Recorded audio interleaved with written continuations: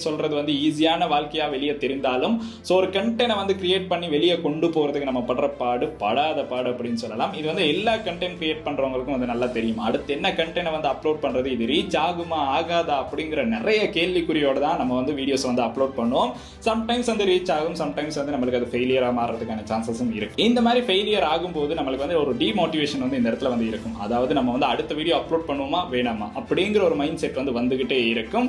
So இந்த மாதிரி நம்மளுக்கு வந்து ஃபெயிலியர்ஸ் வந்து நம்ம பழகி தான் ஆகணும். ஸோ நம்ம வந்து அப்லோட் பண்ற 100 வீடியோஸும் சக்சஸாக ஓடும் அப்படின்னு நம்மளால சொல்ல முடியாது. இதுக்கு ஒரு சின்ன உதாரணம் வந்து நான் சொல்லியே ஆகணும். நேற்று நான் பார்த்த ஒரு படத்துல கூட இந்த விஷயம் வந்து இருந்துச்சு. அதாவது நம்ம வந்து ஒரு விதையை வந்து நடுறோம் அப்படின்னா அந்த விதை பார்த்தீங்கன்னா ஒரு நாள் மரமா மாறும் அப்படிங்கிற நம்பிக்கை வந்து நம்மளுக்கு இருக்கணும். இது வந்து எந்த படத்துல வந்துச்சு அப்படின்னு நிறைய பேருக்கு வந்து தெரிஞ்சிருக்கும். அந்த படம் தெரிஞ்சுன்னா கீழே கமெண்ட் செக்ஷன்ல கமெண்ட் பண்ணுங்க. ஸோ அந்த மாதிரி மரமா மாறும் அப்படிங்கிற நம்பிக்கை இருந்தால் மட்டும்தான் இன்னைக்கு நீங்க போடுற ஒவ்வொரு வீடியோஸும் ஒவ்வொரு விதைகள் அப்படின்னு நினைச்சிருங்க. ஸோ அது என்னைக்கு